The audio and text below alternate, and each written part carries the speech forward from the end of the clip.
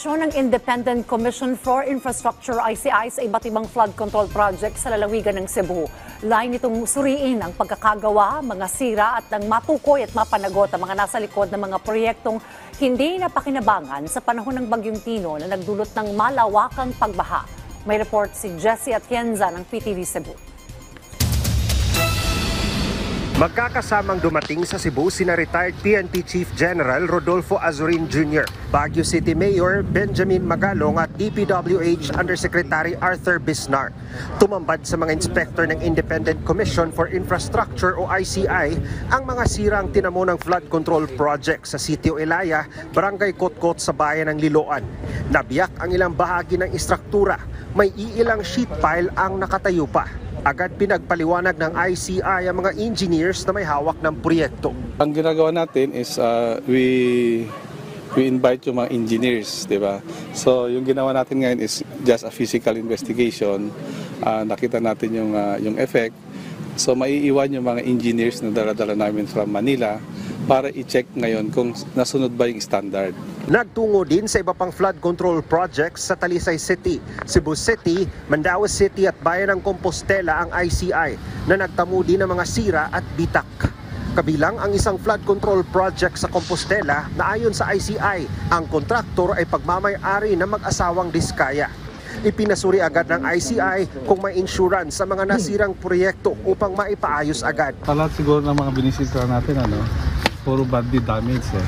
So meron namang mga apparently insured naman yung iba. So they are now trying to communicate with the respective insurance para makaklaim.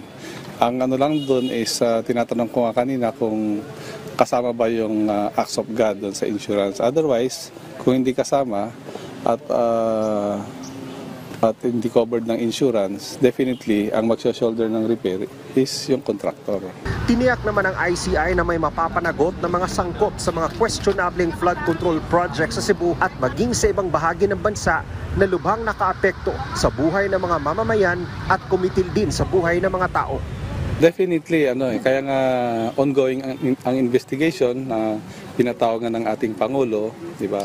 Paulit-ulit niyang sinasabi na no one should be spared, di ba? So as of now, we are looking sa mga ebidensya so that we can charge them in court, and part of the intention also of our president and even our chairman, si Justice Reyes, is not just filing criminal case against them but to recover whatever yung mga supposed to be na losses na pinagnanakaw siguro.